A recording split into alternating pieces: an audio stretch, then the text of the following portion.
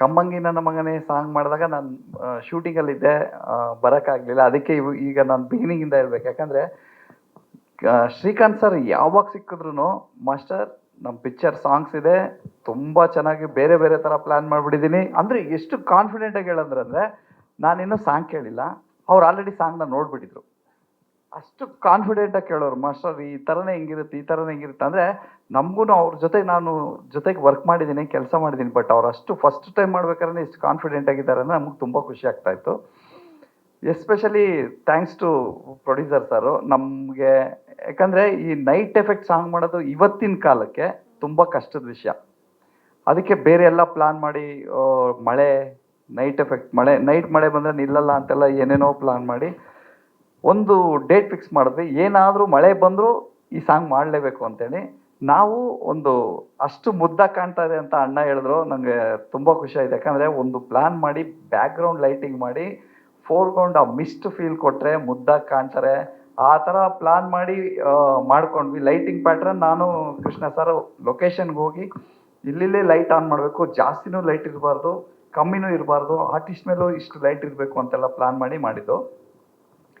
ಒಂದು ವಿಷಯ ಹೇಳ್ತೀನಿ, ಈ ಸಾಂಗ್ಗೆ 50% ಪವರು ನಮ್ಮದು, ಕ್ಯಾಮ್ರಾಮ್ಯಾನ್ದು, ಡೈರೆಕ್ಟರ್ ಸರ್ದು ಇದ್ರೂ ಇನ್ನು ಮಿಕ್ಕಿದ 50% ಪ್ರಣಮ್ ಸರು ಮತ್ತು ನಮ್ಮ ಹೀರೋಯಿನ್. ಯಾಕಂದರೆ ಕ್ಲಾಸಿಗೆ ಬಂದು ಅವರು ಒಂದು ಪ್ರಾಕ್ಟೀಸ್ ಮಾಡಬೇಕಾದ್ರೆ ನಮಗೊಂದು ಕಾನ್ಫಿಡೆಂಟ್ ಬರೋದು. ಎಷ್ಟು ಸ್ವ್ಯಾಗ್ ಇದೆ ಅಂದರೆ ಅವ್ರಿಗೆ ಒಂದು ಒಳ್ಳೆ ಗ್ರೇಸ್ ಇದೆ. ಈಗ ಕೆಲವರು ಡ್ಯಾನ್ಸ್ ಮಾಡಬೇಕಾದ್ರೆ ಅವ್ರು ಕಷ್ಟಪಟ್ಟು ಡ್ಯಾನ್ಸ್ ಮಾಡ್ತಾ ಇದ್ದಾರೆ ಅಂತ ಸ್ಕ್ರೀನ್ ಮೇಲೆ ಕಾಣಿಸುತ್ತೆ. ಇವ್ರು ಡ್ಯಾನ್ಸ್ ಮಾಡಬೇಕಾದ್ರೆ ಗ್ರೇಸಾಗಿ ಹೋಗ್ತಾ ಇರುತ್ತೆ, ಡ್ಯಾನ್ಸ್ ಮೇಲೆ ಗಮನನೇ ಇರಲ್ಲ, ಎಕ್ಸ್ಪ್ರೆಷನ್ ಮಾಡಿಕೊಂಡು ಹೀರೋಯಿನ್ ನೋಡ್ಕೊಂಡು ಆರಾಮಾಗಿ ಹೋಗ್ತಾ ಇರ್ತಾರೆ. ಅದೊಂಥರ ಇತ್ತೀಚೆಗೆ ಬರೋ ಇದರಲ್ಲಿ ಅಷ್ಟು ಈಸಿಯಾಗಿ ಡ್ಯಾನ್ಸ್ ಮಾಡೋದ್ರಲ್ಲಿ ನಮ್ಮ ಪ್ರಣಮ್ ಸರ್ ಒಬ್ಬರು. ಈ ನಮ್ಮ ಇದರಲ್ಲಿ ನಮ್ಮ ಏನು ಲಿರಿಕಲ್ ವಿಡಿಯೋ ಇದೆಯಲ್ಲ, ಇದೇನಿದ್ರು 50% ಅಷ್ಟೇ. ಇನ್ನೂ 50% ನಮಗೆ ಫುಲ್ ಸಾಂಗಲ್ಲಿರುತ್ತೆ. ತುಂಬ ಅಂದರೆ ತುಂಬ ಚೆನ್ನಾಗಿ ಮಾಡಿದ್ದಾರೆ. ನಮ್ಮ ಹೀರೋಯಿನ್ ಅವರು ಪ್ರಣಮ್ ಸರ್ನ ಮ್ಯಾಚ್ ಮಾಡೋದು ಕಷ್ಟ ಅಂತ ಸ್ಟಾರ್ಟ್ ಮಾಡ್ಕೊಂಬಂದು ಅವ್ರ ಲೆವೆಲ್ಗೆ ಪ್ರಾಕ್ಟೀಸ್ ಮಾಡಿ ತುಂಬ ಟೈಮ್ ತೊಗೊಂಡು ಪ್ರಾಕ್ಟೀಸ್ ಮಾಡಿದ್ದಾರೆ. Thanks to my team.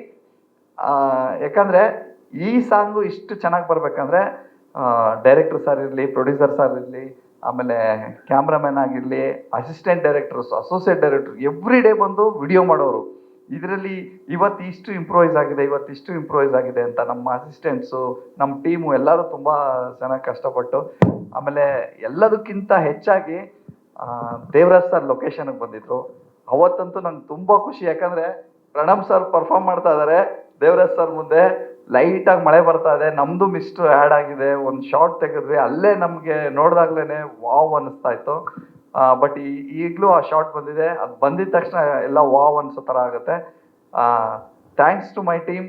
ಮತ್ತೆ ನಾನು ಹೇಳ್ತೀನಿ, ಡೆಫಿನೆಟ್ಲಿ ಇನ್ನೂ ಒಂದು ಸಾಂಗ್ ಇದೆ, ಅಲ್ಲೂ ಅಷ್ಟೇ ತುಂಬ ಚೆನ್ನಾಗಿ ಪರ್ಫಾರ್ಮ್ ಮಾಡಿದ್ದಾರೆ. ಒಂದೊಂದು ಸಾಂಗೂ ಒಂದೊಂದು ಎಲಿಮೆಂಟು, ನಾನು ಈ ಸಿನಿಮಾದ ಒಂದಷ್ಟು ಎಲಿಮೆಂಟ್ಸು ನೋಡಿದ್ದೀನಿ ಸಾಂಗ್ ಬಿಟ್ಟು. ಈ ಸಿನಿಮಾ ಎಲ್ಲರ ಮನಸ್ಸಿಗೂ ಇಷ್ಟ ಆಗುತ್ತೆ ಅಂತ ನನಗನ್ನಿಸ್ತಾ ಇದೆ. ಆ ಪಾಸಿಟಿವ್ನೆಸ್ ಇಲ್ಲೇ ಸ್ಕ್ರೀನ್ ಮೇಲೆ ಕಾಣ್ತಾ ಇದೆ. ನಿಮ್ದೆಲ್ಲ ಸಪೋರ್ಟ್ ಬೇಕು. Thank you so much.